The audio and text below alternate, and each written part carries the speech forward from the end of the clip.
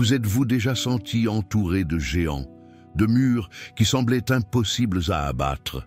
Tel était le pays de Canaan, un lieu peuplé de villes fortifiées, d'armées puissantes et d'un peuple idolâtre. Mais derrière cette apparente force se cachèrent le vide, la corruption et un destin marqué par le jugement de Dieu. L'histoire des Cananéens n'est pas seulement un récit ancien. Elle reflète ce qui arrive lorsque l'humanité s'éloigne du Créateur. Elle raconte l'histoire de peuples qui se confiaient en leurs murs, leurs richesses et leurs idoles, mais qui ont fini par tomber parce qu'ils ont oublié le vrai Dieu. Et soyons honnêtes, la même chose ne se produit-elle pas aujourd'hui? Combien de fois construisons-nous nos propres murs en pensant qu'ils nous apporteront la sécurité, tout en laissant Dieu de côté? Vous trouverez ici l'histoire complète des Cananéens racontée dans tous ses détails. Son origine, sa puissance, sa chute et la leçon qui nous parle encore aujourd'hui. Car si sa fin fut douloureuse, au cœur de cette histoire, nous découvrons aussi une vérité transformatrice. La fidélité de Dieu est indéfectible et sa miséricorde s'étend à tous ceux qui choisissent de croire en lui. Préparez-vous, car ce voyage ne consiste pas seulement à connaître un peuple du passé, mais aussi à comprendre comment ses erreurs, sa douleur et son destin nous montrent le chemin vers la solution dont nous avons tous besoin. Remettre notre confiance dans le seul Dieu vivant et vrai. Avant de commencer cette puissante histoire complète des Cananéens, je vous invite à vous abonner à cette chaîne et à activer la cloche de notification. Ainsi, vous ne manquerez rien de ces récits bibliques remplis de révélations et d'enseignements pour votre vie. Laissez-moi un commentaire avec la phrase « Je veux en savoir plus » sur la parole de Dieu. Écrivez-le maintenant, répétez-le dans les commentaires, car de cette façon, vous nous aidez à transmettre ce message à beaucoup plus de personnes qui ont besoin de l'entendre aujourd'hui. 1. L'origine du peuple cananéen. Après le grand déluge qui recouvrit la terre au temps de Noé, l'humanité commença à se peupler à nouveau grâce aux fils de Noé, Sem, Cham et Japhet. Parmi eux, Cham eut un fils nommé Canaan, et de lui naîtrait tout un peuple qui porterait son nom, les Cananéens. Dès le début, cette lignée fut marquée par un épisode douloureux. La Bible raconte comment, alors que Noé plantait une vigne et en buvait le vin, il s'enivra et se retrouva nu dans sa tente. Cham, le père de Canaan, vit la nudité de son père et, au lieu de le couvrir, se moqua de lui et le raconta à ses frères. Sem et Japhet, par respect, couvrirent leur père sans même le regarder. Lorsque Noé se réveilla et apprit ce qui s'était passé, il prononça une parole prophétique qui allait changer l'histoire. « Maudit soit Canaan, il sera l'esclave des esclaves de ses frères. » Genèse 9, 25. Bien que Cham fût l'auteur de la faute, la malédiction s'abattit sur son fils Canaan et ses descendants. Ainsi commença le destin d'un peuple qui vivrait en opposition constante au plan de Dieu. Les enfants de Canaan s'étendirent sur une terre très fertile, une bande stratégique entre la mer Méditerranée et le Jourdain. Ils y bâtirent des villages qui devinrent bientôt des villes importantes. Leurs descendants donnèrent naissance à plusieurs tribus connues dans la Bible, les Jébuséens, les Amoréens, les Héviens, les Girgasiens, entre autres. Tous faisaient partie de ce que l'on appellerait plus tard les peuples cananéens. Le pays qu'ils habitaient n'était pas n'importe quel endroit. C'était un territoire convoité, avec ses montagnes verdoyantes, ses vallées fertiles, ses sources d'eau douce et ses côtes qui facilitaient le commerce avec d'autres nations. Canaan devint ainsi un centre culturel et économique du monde antique. Cependant, malgré leur progression, ils s'éloignèrent du vrai Dieu, adoptant des coutumes et des pratiques qui seraient condamnées par le Seigneur. L'origine des Cananéens n'était donc pas seulement géographique, mais aussi spirituelle. Dès le début, ils furent sous l'ombre de la malédiction prononcée par Noé, et leur vie allait refléter cet héritage. Un peuple fort, doté de villes impressionnantes et de richesses admirables, mais destiné à être un exemple de ce qui arrive lorsque l'humanité décide de vivre loin de Dieu. 2. La terre promise et son importance. Le pays de Canaan n'était pas un lieu ordinaire, c'était un territoire exceptionnel, riche de contrastes et de richesses naturelles. On y trouvait de hautes montagnes qui semblaient toucher le ciel, des vallées fertiles où poussaient vignes et champs de blé doré, et des sources d'eau qui rafraîchissaient le voyageur fatigué. Ces rives s'ouvraient sur la mer Méditerranée, permettant le commerce avec d'autres nations puissantes de l'Antiquité. Pour les peuples voisins, Canaan était convoitée pour sa position stratégique, mais pour Dieu, elle avait une signification encore plus profonde. C'était la terre qu'il avait promise à Abraham et à ses descendants. Lorsque Dieu appela Abraham et le fit sortir du Ur en Chaldée, il lui dit « À ta descendance, je donnerai cette terre » Genèse 12:7.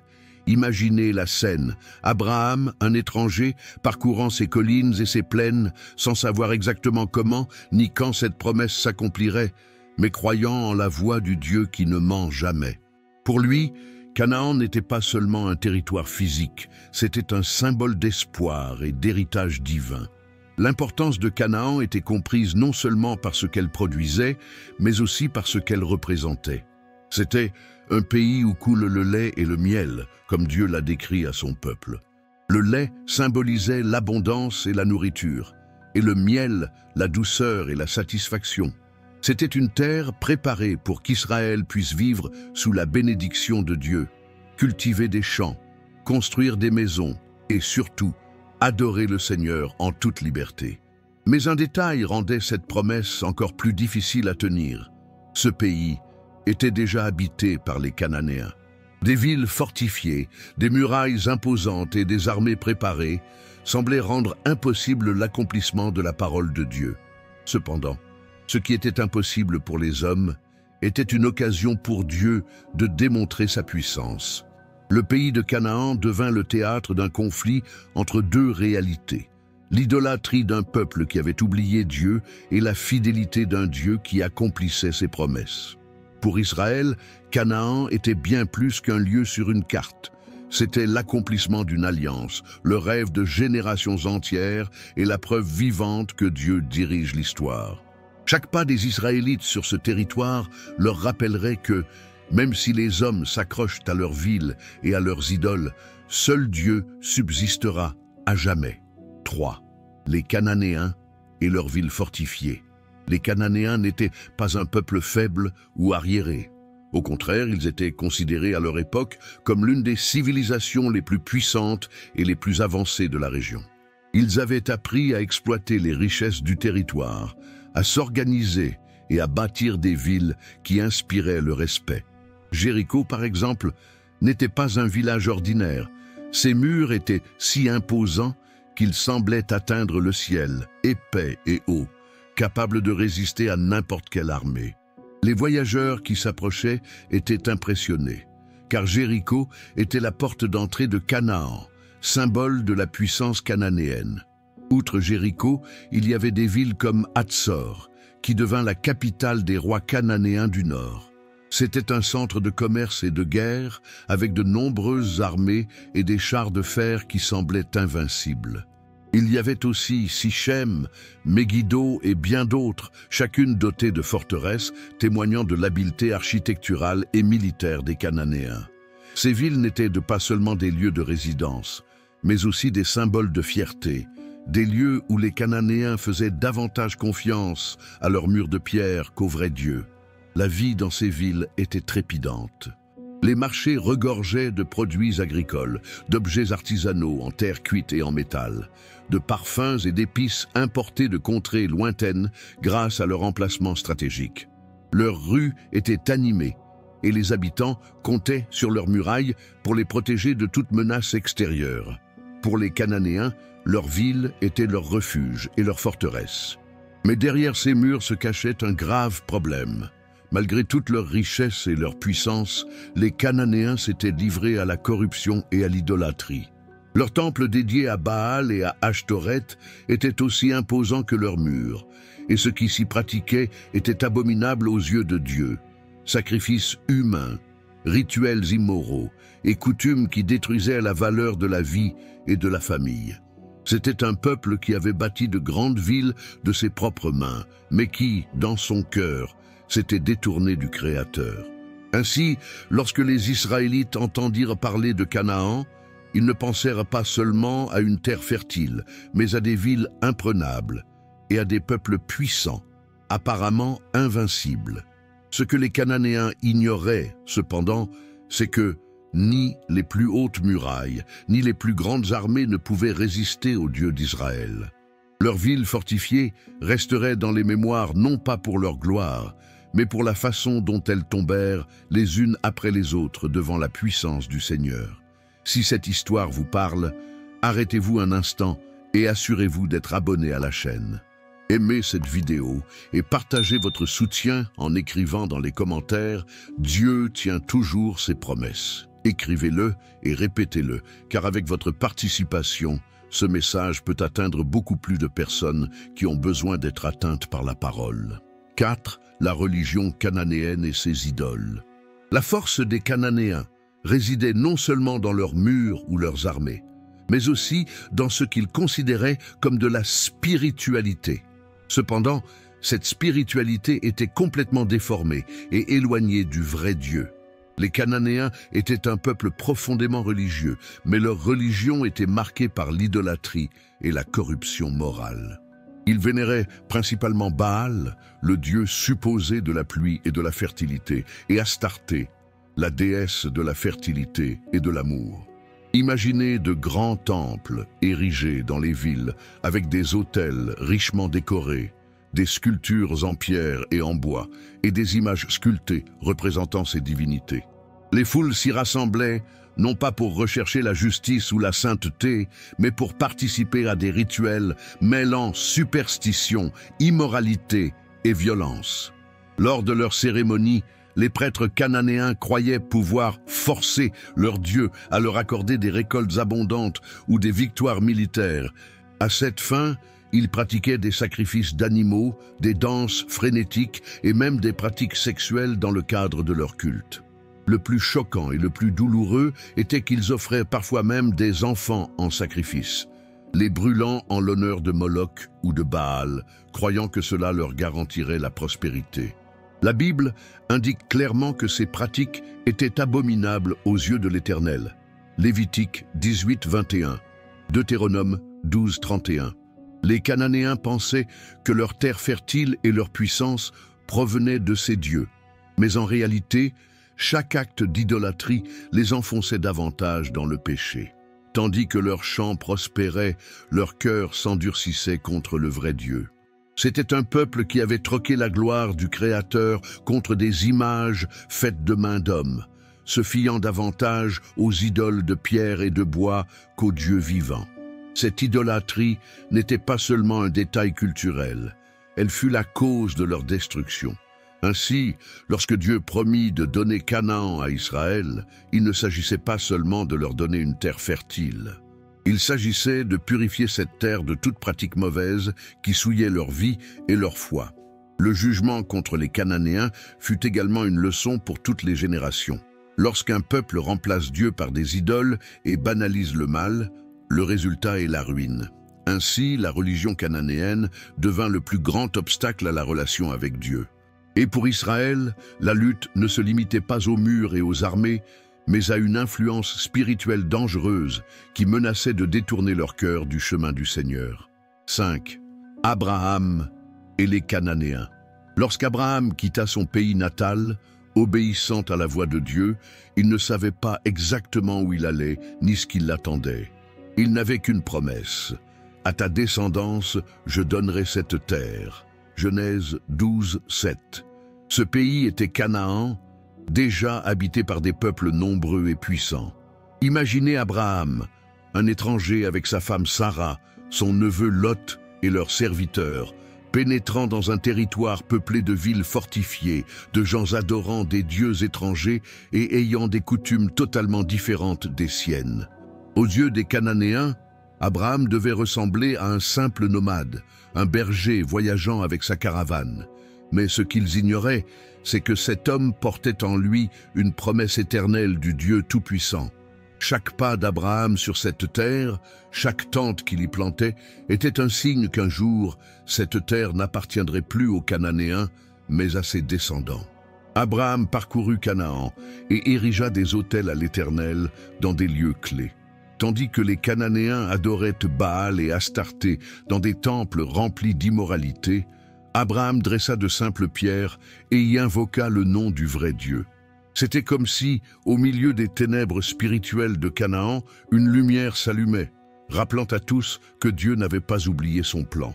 Mais vivre parmi les Cananéens n'était pas facile. Il y avait des tensions et des disputes au sujet des terres et des ressources. Un jour, Lot, le neveu d'Abraham, choisit de vivre près de Sodome, une ville cananéenne connue pour son péché et sa méchanceté. Cette décision allait plus tard avoir de lourdes conséquences, montrant combien il était dangereux de se laisser séduire par la splendeur des villes cananéennes, qui, malgré leur apparente prospérité, étaient corrompues de l'intérieur. Ce qui est surprenant, c'est que, malgré l'apparente supériorité des Cananéens, c'est Abraham, l'étranger, qui intercéda pour eux à plusieurs reprises. Lorsque Dieu annonça le jugement contre Sodome et Gomorrhe, Abraham implora sa miséricorde, montrant que son cœur reflétait la compassion de Dieu, même envers les peuples vivant dans le péché. La relation entre Abraham et les Cananéens était un contraste constant. D'un côté, un peuple fort en apparence, mais faible spirituellement, et de l'autre, un homme qui semblait faible en nombre et en ressources, mais qui marchait sous la protection et la promesse du Dieu Tout-Puissant. L'histoire d'Abraham parmi les Cananéens nous montre que la fidélité à Dieu brille au plus haut point lorsque nous sommes plongés dans l'obscurité. Tandis que les Cananéens se fiaient aux murs et aux idoles, Abraham, lui, se confiait à la parole d'un Dieu invisible mais vrai, et cette fois fit de lui un père des nations. 6. Isaac, Jacob et le contact avec les Cananéens. À la mort d'Abraham, la promesse de Dieu fut transmise à son fils Isaac. Comme son père, Isaac vécut en terre de Canaan, entouré de peuples puissants et de coutumes dangereuses. La Bible nous montre qu'une des plus grandes préoccupations d'Abraham était que son fils ne se marie pas avec des femmes cananéennes, car il savait que de telles unions pourraient le tourner vers l'idolâtrie. C'est pourquoi, avant de mourir, il envoya son serviteur chercher une épouse pour Isaac dans le pays de sa famille, et c'est ainsi que Rebecca entra dans sa vie. Genèse 24. Le contraste était évident. Tandis que les Cananéens offraient leurs enfants à Baal ou à Astarté, Abraham souhaitait que ses descendants restent fidèles au vrai Dieu. Mais ce ne fut pas toujours facile. Isaac et Rebecca firent l'expérience directe de la proximité des Cananéens. Leur fils Ésaü, au lieu d'obéir à la foi de sa famille, prit des femmes cananéennes. La Bible affirme clairement que ces femmes étaient une source d'amertume pour Isaac et Rebecca. Genèse 26, 35. Des tensions se faisaient sentir quotidiennement au sein du foyer, car les coutumes cananéennes étaient en conflit avec la foi en le Dieu d'Israël. Ce détail est très important. Il montre que l'influence de Canaan n'était pas seulement militaire ou culturelle, mais aussi spirituelle et familiale. Un foyer pouvait être divisé entre la fidélité à Dieu et l'idolâtrie des peuples voisins. Pour un homme comme Ésaü, les femmes cananéennes semblaient attirantes, mais pour ses parents, cela signifiait ouvrir la porte à des pratiques contraires aux enseignements de Dieu.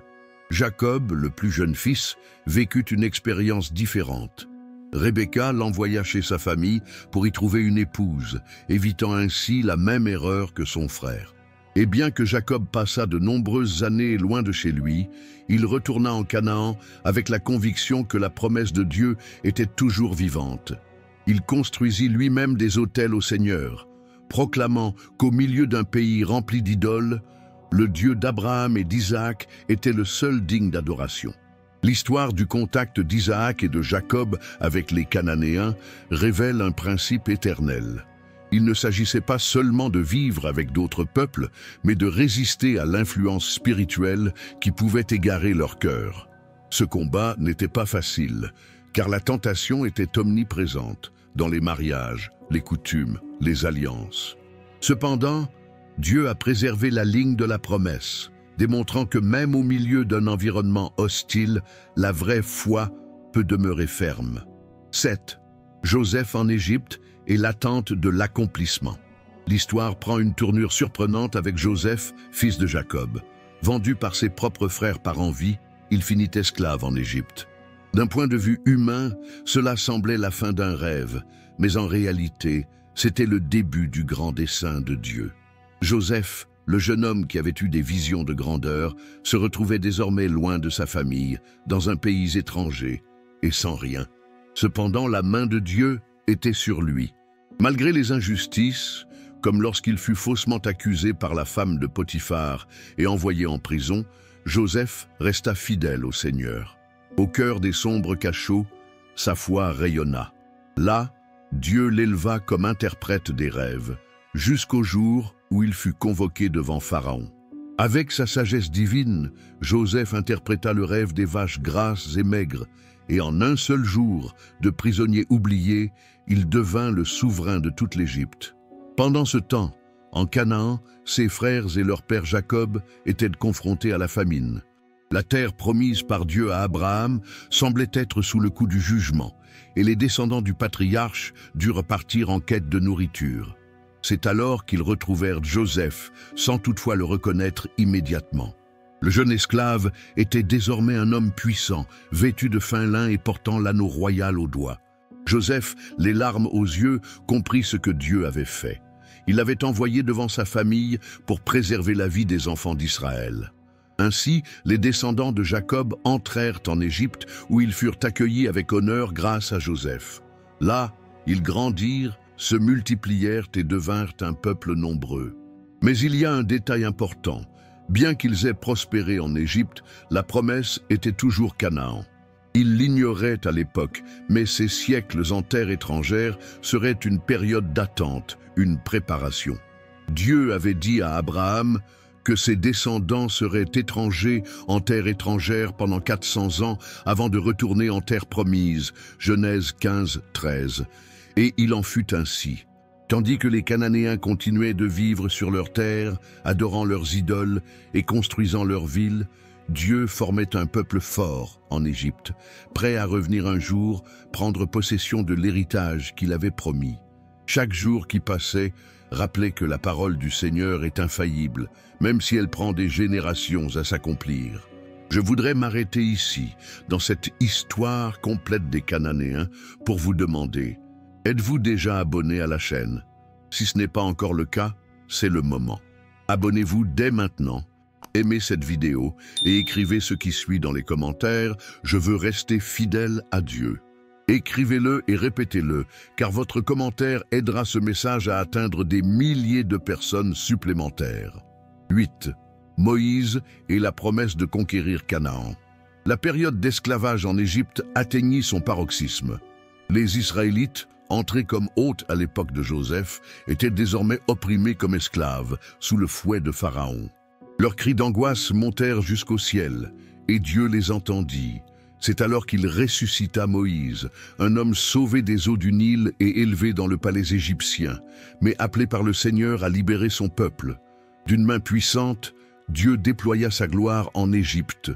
10 plaies ébranlèrent la nation la plus puissante du monde antique, humiliant ses dieux et démontrant que le seul souverain était le Seigneur d'Israël. La dernière plaie, la mort des premiers-nés, brisa enfin le cœur de Pharaon, permettant au peuple de partir. Puis un miracle inoubliable se produisit. La mer Rouge s'ouvrit et des millions d'Israélites marchèrent à pied sec, tandis que les armées égyptiennes étaient anéanties derrière eux. Israël était désormais libre, mais ce n'était pas un peuple sans direction. Dieu le guidait vers le pays de Canaan, ce même pays qu'il avait promis des siècles auparavant à Abraham, Isaac et Jacob. À chaque pas dans le désert, Moïse rappelait à la nation qu'elle ne marchait pas vers n'importe quel endroit, mais vers le pays où coule le lait et le miel. Mais cette promesse s'accompagnait d'un avertissement. Des peuples puissants vivaient en Canaan, avec des villes fortifiées et des armées redoutables. Parmi eux se trouvaient les Cananéens, les Amoréens, les Jébuséens, les Éviens et bien d'autres. Aux yeux des humains, conquérir Canaan semblait impossible. Les Israélites, fraîchement sortis de l'esclavage, n'avaient ni expérience militaire, ni armes puissantes. Mais Dieu lui-même les rassura. « Je me battrai pour toi. La victoire ne dépendrait pas de leur force, mais de leur fidélité au Seigneur. » La promesse était claire. Il livrerait les peuples cananéens entre leurs mains, non pas parce qu'Israël était plus fort, mais parce que les Cananéens avaient comblé la coupe de leur méchanceté et que le temps de leur jugement était venu. Deutéronome 9, 4, 5. Dans le désert, Dieu commença à préparer son peuple. Il leur donna la loi sur le mont Sinaï, leur apprit à compter sur lui en leur envoyant la manne du ciel et l'eau du rocher, et leur montra que la véritable bataille ne résidait pas dans la taille des murailles cananéennes, mais dans l'obéissance de leur cœur. Chaque fois qu'Israël hésitait, Dieu le lui rappelait. « Je suis l'Éternel, ton Dieu, qui t'ai fait sortir d'Égypte. » Moïse lui-même n'entrerait pas en terre promise, mais jusqu'à la fin de sa vie, il répéta au peuple la vision qui les soutenait. Canaan était réel, il était là devant eux, et ils le conquièrent bientôt, car Dieu le leur avait promis.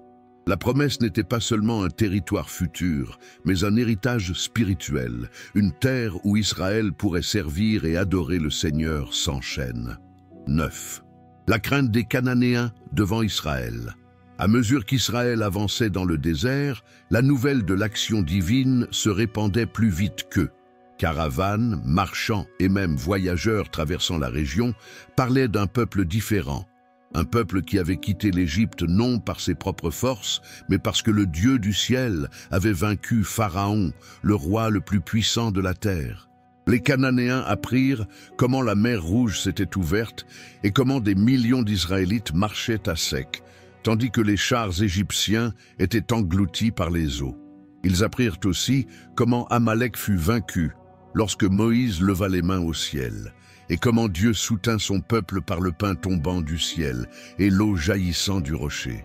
Pour les Cananéens, tout cela était terrifiant, car ils n'avaient pas affaire à une armée ordinaire, mais à un peuple dont Dieu combattait pour lui. La Bible rapporte un témoignage saisissant venant d'une Cananéenne, Rahab, la prostituée de Jéricho.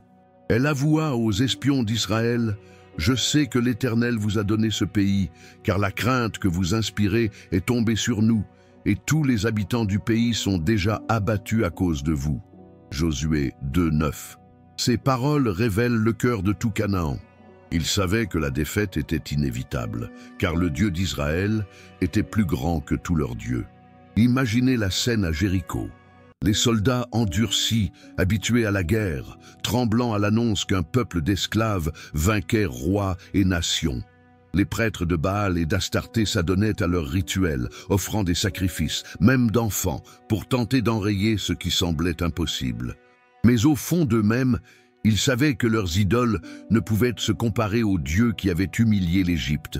Cette peur n'était pas simplement humaine, c'était la conviction profonde qu'un événement surnaturel se produisait. Les Cananéens comprenaient que le Dieu d'Israël n'était pas comme le leur. Il n'avait pas besoin d'autels de pierre ni de sacrifices humains, mais manifestait plutôt sa puissance dans la nature, au combat et par la fidélité à ses promesses. L'ironie est que, malgré cette peur, la plupart des Cananéens endurcirent leur cœur. Au lieu de s'humilier et de reconnaître le vrai Dieu, ils s'accrochèrent toujours plus à leurs idoles et à leurs murs. Seule Rahab, une femme marginalisée par son métier, eut assez de foi pour croire et implorer la miséricorde. Sa maison, marquée d'un cordon rouge à la fenêtre, fut la seule de Jéricho à être épargnée, démontrant que Dieu accorde toujours sa grâce à ceux qui se confient en lui. Ainsi, la crainte des Cananéens démontrait non seulement la grandeur de Dieu, mais aussi la différence entre ceux qui reconnaissent sa puissance et ceux qui la rejettent.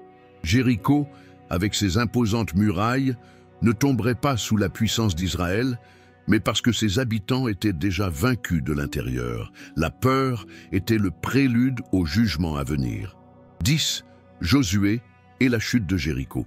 Après la mort de Moïse, Dieu choisit Josué comme chef d'Israël. Sa mission était claire, conduire le peuple à la conquête de la terre promise.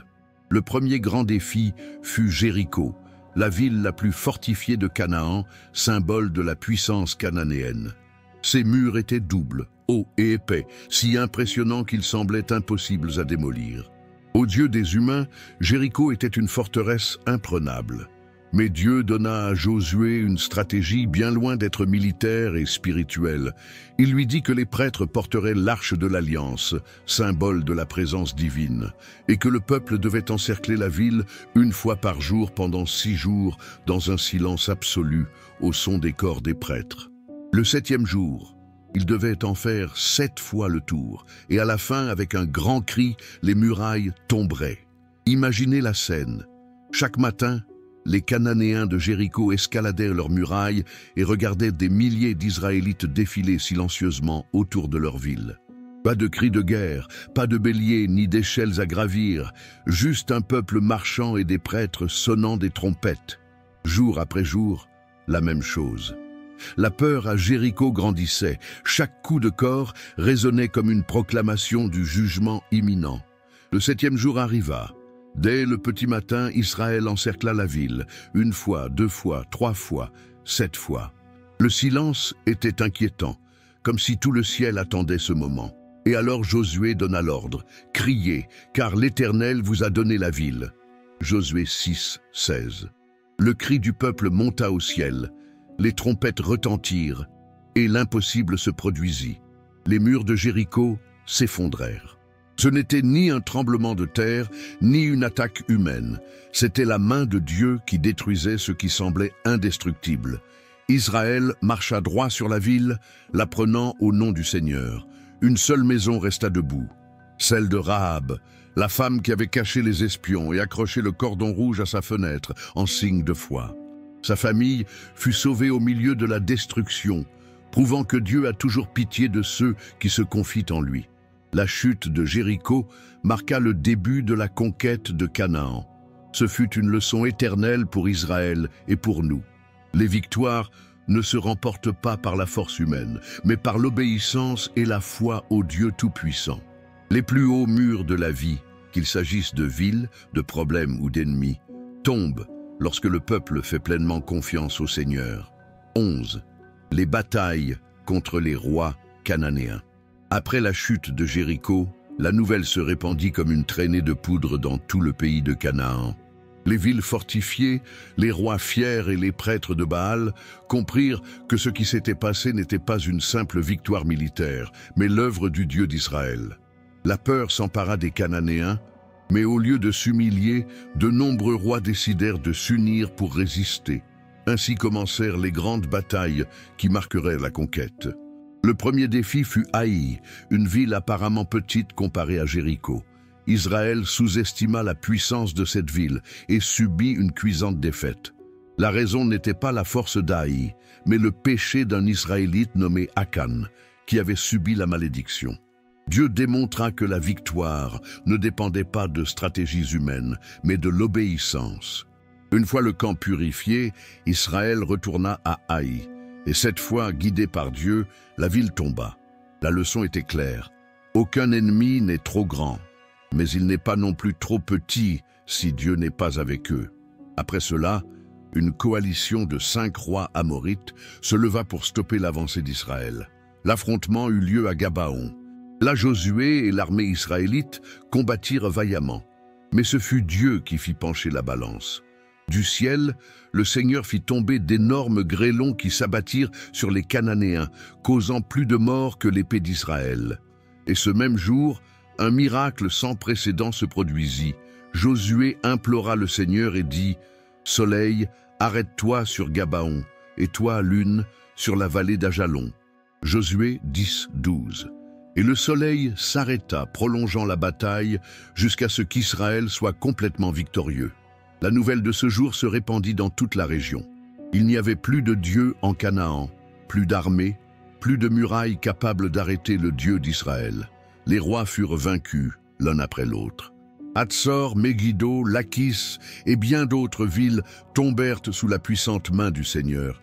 Les armées cananéennes, avec leurs chars de fer et leurs guerriers expérimentés, ne purent résister à un peuple marchant sous le commandement divin. Josué ne s'arrêta pas avant d'avoir vaincu les rois du nord et du sud de Canaan. La Bible dit que le pays connut un repos sans guerre, car les rois furent vaincus et leur territoire donné aux tribus d'Israël. Josué 11, 23. Mais il est important de noter que ces victoires ne visaient pas à exalter Israël, mais à montrer que le Seigneur tient ses promesses. Il avait dit à Abraham qu'il donnerait ce pays à ses descendants, et maintenant cette parole se réalisait. Chaque bataille contre les rois cananéens rappelait que les guerres du Seigneur ne se gagnent pas par l'épée, mais par la foi et l'obéissance. Tandis que les Cananéens faisaient confiance à leurs alliances et à leurs faux dieux, Israël faisait confiance à la présence du Dieu vivant, et c'était là le secret de leur victoire. M'Doami, si cette histoire complète des Cananéens touche ton cœur, profite de ce moment. Vérifie si tu es déjà abonné à la chaîne. Donne-lui un « j'aime » et partage ta foi en écrivant dans les commentaires la phrase « J'ai confiance en la puissance de Dieu ». Écrivez-le et répétez-le, car chaque commentaire aide ce message à atteindre beaucoup plus de vies. 12. Les Cananéens qui ont survécu. Bien que Josué et le peuple d'Israël aient remporté des victoires extraordinaires en Canaan, la Bible nous montre que tous les Cananéens n'ont pas été détruits. Ces conquêtes avaient un but, purifier le pays de l'idolâtrie et donner à Israël l'héritage promis. Cependant, à cause de la désobéissance d'Israël, certains peuples cananéens sont restés parmi eux. Les Gabaonites en sont un exemple marquant. Apprenant ce que Dieu avait fait à Jéricho et à Haï, ils comprirent qu'ils ne pourraient résister à l'avancée d'Israël. Ils élaborèrent alors un plan astucieux. Ils se déguisèrent en ambassadeurs venus d'un pays lointain portant de vieux sacs, du pain moisi et des outres à vin déchirés, et se rendirent au camp de Josué pour implorer la paix. Israël ne consulta pas l'Éternel et ne signa pas d'alliance avec eux. Lorsqu'ils découvrirent qu'ils étaient des voisins cananéens, il était trop tard. Les Gabaonites survécurent, mais restèrent serviteurs en Israël, coupant du bois et portant de l'eau pour la congrégation et à l'autel de Dieu, Josué 9. Mais les Gabaonites ne furent pas les seuls à rester. De nombreuses villes et villages restèrent invaincus. Dans certaines régions, les Israélites préférèrent conclure des pactes ou laisser les Cananéens continuer à vivre, plutôt que de les expulser comme Dieu l'avait ordonné. Cette décision, qui semblait pragmatique à l'époque, devint avec le temps un énorme problème spirituel. Car les Cananéens qui survécurent non seulement coexistèrent, mais commencèrent aussi à influencer Israël. Leurs idoles demeurèrent au cœur de la terre promise, leurs coutumes païennes survécurent et leurs autels profanes continuèrent d'attirer les âmes sensibles. Ce qui ne fut pas complètement éliminé devint un piège pour les générations futures. La Bible montre que cela fut la source de nombreux obstacles à l'époque des juges. Israël épousa des femmes cananéennes, participa à leurs fêtes idolâtres et oublia le Seigneur pour servir Baal et Astarté. Chaque fois que cela se produisit, Dieu livra le peuple aux mains de ses ennemis jusqu'à ce qu'il implora sa délivrance. Les Cananéens survivants nous rappellent ce qui arrive lorsqu'on n'obéit pas pleinement à la voix de Dieu. Une graine de désobéissance peut se transformer en une forêt de problèmes. Israël apprit que vivre avec ce que Dieu avait ordonné d'éliminer a des conséquences, car le péché toléré finit toujours par grandir et dominer. Ainsi, malgré la défaite des Cananéens, leur ombre persistait dans l'histoire d'Israël, et cette ombre allait devenir l'un des plus grands défis du peuple élu. Rester fidèle à Dieu au cœur d'une terre encore imprégnée d'idolâtrie. 13. Le livre des juges et l'influence cananéenne. Après la mort de Josué, Israël resta en terre promise, mais sans chef fort pour guider chaque pas comme il l'avait fait. Dans ce vide d'autorité, commença l'une des périodes les plus difficiles et les plus sombres de l'histoire du peuple, le temps des juges. Et au milieu de tout cela, l'influence des Cananéens devint une menace constante. Dieu avait ordonné l'élimination de toute forme d'idolâtrie en Canaan, mais les Israélites laissèrent des villages cananéens parmi eux. Au début, cela semblait un détail. Vivre ensemble, conclure des pactes, permettre à certains de rester dans les villes. Mais ce qui n'était au départ qu'une tolérance se transforma en séduction spirituelle. Israël commença à considérer les Cananéens non plus comme des ennemis, mais comme des modèles. Leurs dieux, Baal et Astarté, commencèrent à leur plaire. Leurs fêtes et leurs rituels éveillèrent la curiosité. Leurs mariages mixtes ouvrirent la voie à un syncrétisme religieux qui éteignit peu à peu la foi au vrai Dieu. Le livre des Juges répète une phrase clé qui décrit cette époque. Chacun faisait ce qui lui semblait juste. Juges 21-25. Israël oublia la loi de Dieu et, en suivant les coutumes cananéennes, sombra dans le péché à maintes reprises. En conséquence, le Seigneur permit à d'autres peuples de le dominer. Le cycle se répéta. Israël se détourna de Dieu, souffrit l'oppression, implora l'aide, et Dieu suscita un juge, un libérateur qui le secourut. Déborah, Gédéon, Samson et d'autres juges furent les instruments de Dieu au cœur de cette lutte incessante. Mais même dans ces victoires, l'ombre cananéenne subsistait. Les autels de Baal réapparurent sans cesse. Les idoles persistèrent dans les maisons, et le cœur du peuple hésita entre servir Jéhovah et céder à l'idolâtrie. L'influence cananéenne n'était pas seulement externe, elle était interne. C'était la tentation d'échanger le Dieu invisible contre des dieux visibles, d'abandonner la sainteté au profit de rituels promettant un plaisir immédiat, d'oublier l'alliance éternelle au profit de pratiques qui plaisaient au peuple. Et chaque fois qu'Israël tombait dans ce piège, le résultat était le même: souffrance, défaite et esclavage. Le livre des Juges est, par essence, l'histoire d'un peuple luttant contre son propre cœur et contre l'influence de ses voisins cananéens. Une leçon toujours d'actualité: ce que nous laissons subsister dans nos vies, aussi infime soit-il, peut devenir un géant qui nous éloigne de Dieu. Israël n'a pas perdu de bataille par manque d'épée, mais par manque de fidélité. La véritable guerre n'était pas entre les murs de Canaan, mais dans le cœur de son propre peuple. 14. L'accomplissement du jugement de Dieu. Dieu avait fait preuve de patience envers les Cananéens pendant des siècles. Lorsqu'il parla à Abraham, il lui dit que ses descendants ne prendraient pas possession du pays immédiatement, car l'iniquité des Amoréens n'était pas encore à son comble. Genèse 15-16. Cela signifie que le Seigneur, dans sa miséricorde, leur accorda le temps de se repentir, d'abandonner leurs idoles et de revenir à lui. Mais génération après génération, ils choisirent de suivre Baal, Astarté et Moloch et persistèrent dans les sacrifices humains, l'immoralité rituelle et la violence. La coupe de leur méchanceté fut enfin comblée, et le temps du jugement arriva. Ce jugement ne survint pas soudainement comme un coup de tonnerre, mais grâce à la conquête d'Israël. Chaque ville tombée, chaque roi vaincu, chaque autel démoli était un signe que Dieu accomplissait sa promesse. Jéricho n'était que le début. Haï, Hatzor, Megiddo, Lachis et bien d'autres villes furent livrées aux mains d'Israël. Non pas parce qu'Israël était plus puissant, mais parce que Dieu lui-même exerçait sa justice sur un peuple qui avait méprisé son nom. L'histoire montre que même les faux dieux des Cananéens ne purent les protéger. Des temples, autrefois lieux de fierté, tombèrent en ruine. Des idoles sculptées dans le bois et la pierre furent brisées. Des murs qui semblaient éternels s'écroulèrent. Tout ce qu'ils avaient bâti pour défier le Seigneur s'écroula devant sa présence. Le jugement de Dieu ne laissa aucun doute. Aucune nation, aussi forte qu'elle puisse paraître, ne peut résister éternellement à son Créateur. Mais il est important de noter que ce jugement était aussi un avertissement pour Israël. Dieu leur rappela que s'ils suivaient le même chemin que les Cananéens, adorant des idoles et abandonnant le Seigneur, ils subiraient les mêmes conséquences. Et avec le temps, cela s'accomplit. Israël, lui aussi, fut emmené en exil après s'être détourné de Dieu. Le jugement des Cananéens reflétait la justice de Dieu qui ne tolère pas le péché, même chez son propre peuple.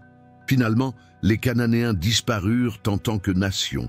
Leurs noms furent inscrits dans la Bible pour rappeler ce qui arrive lorsqu'un peuple s'endurcit contre Dieu. Mais il était également clair que le Seigneur est fidèle à ses promesses. Ce qu'il avait dit à Abraham des siècles plus tôt s'était accompli à la lettre. La terre fut donnée à ses descendants, et l'histoire de Canaan devint une leçon éternelle pour toutes les générations. 15.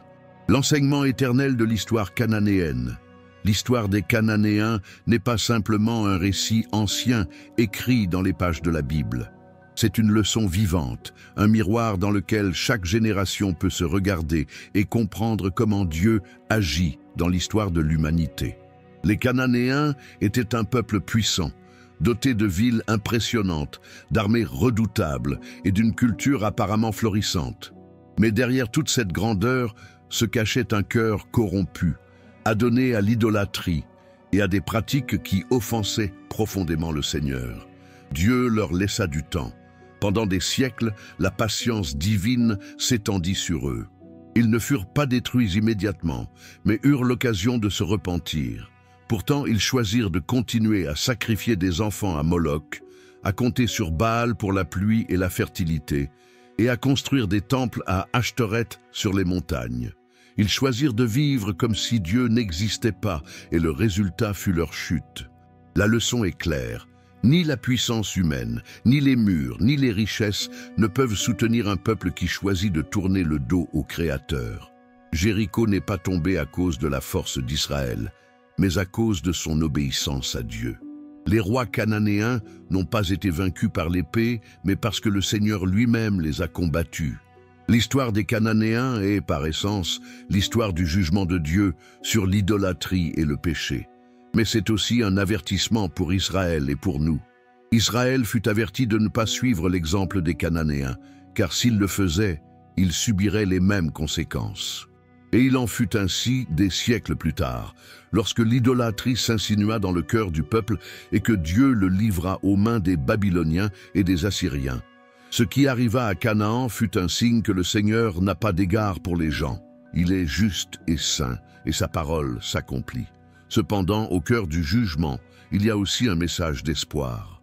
Rahab, la Cananéenne qui avait cru, fut sauvée avec sa famille et entra dans la généalogie de Jésus, Matthieu 1,5.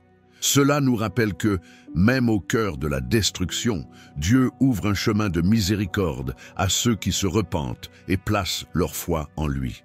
L'histoire éternelle des Cananéens nous parle aujourd'hui avec la même force. Le péché mène à la ruine, mais l'obéissance et la foi en Dieu apportent la vie et le salut. Les Cananéens ont disparu en tant que nation, mais leurs souvenirs demeurent dans les Écritures, nous invitant à faire un choix judicieux. Allons-nous vivre en nous confiant à des idoles incapables de sauver ou au Dieu vivant qui tient ses promesses? C'est la leçon qui transcende les siècles et nous touche aujourd'hui. L'histoire complète des Cananéens. Ce n'est pas seulement la chute d'un peuple ancien, c'est aussi un miroir qui reflète ce qui arrive lorsque le cœur humain décide de vivre loin de Dieu. Ils avaient des murs imposants, de nombreuses armées et d'abondantes richesses, mais rien de tout cela n'a pu les soutenir lorsque le jugement divin est venu. Et soyons honnêtes, ne sommes-nous pas souvent comme eux? Nous avons confiance en notre travail, en notre force, en ce que nous construisons, et peu à peu, nous laissons Dieu de côté. La douleur des Cananéens était de tout perdre pour s'être accrochés à ce qui ne pouvait les sauver. Et cette même douleur nous atteint lorsque nous plaçons notre confiance dans les idoles modernes, l'argent, le pouvoir, le plaisir ou le succès. Rien de tout cela ne comble le vide de l'âme. Rien de tout cela ne peut nous soutenir dans les moments d'épreuve. Mais au cœur de cette histoire difficile, une vérité éclate, porteuse d'espoir. Dieu ouvre toujours la voie du salut à ceux qui croient. Tout comme Rahab, au milieu d'un peuple voué au jugement, fut sauvé pour sa foi, vous et moi aussi pouvons trouver miséricorde si nous choisissons de faire confiance au Seigneur. L'enseignement éternel des Cananéens est clair. Le péché mène à la ruine, mais la foi et l'obéissance apportent la vie. Le même Dieu qui a abattu les murs de Jéricho est celui qui peut aujourd'hui abattre les murs de votre cœur, vous libérant de l'esclavage de la peur, du péché et du désespoir. Voilà la solution. Se tourner vers le vrai Dieu, croire en ses promesses et marcher sous sa direction. Car tout ce que nous bâtissons sans lui s'effondrera, mais ce que nous bâtissons sur sa parole subsistera éternellement. Nous avons atteint la fin de cette puissante histoire complète des Cananéens. Je vous invite maintenant à faire quelque chose de très important. Vérifiez si vous êtes déjà abonné à la chaîne, activez la cloche de notification et partagez cette vidéo avec vos amis et votre famille, car quelqu'un de votre entourage a besoin d'entendre ce message aujourd'hui. Et avant de partir, écrivez dans les commentaires la phrase « Je veux rester fidèle au vrai Dieu ». Écrivez-le et répétez-le, car vos paroles non seulement renforcent votre foi, mais elles aident également cette vidéo à atteindre beaucoup plus de personnes dans le monde.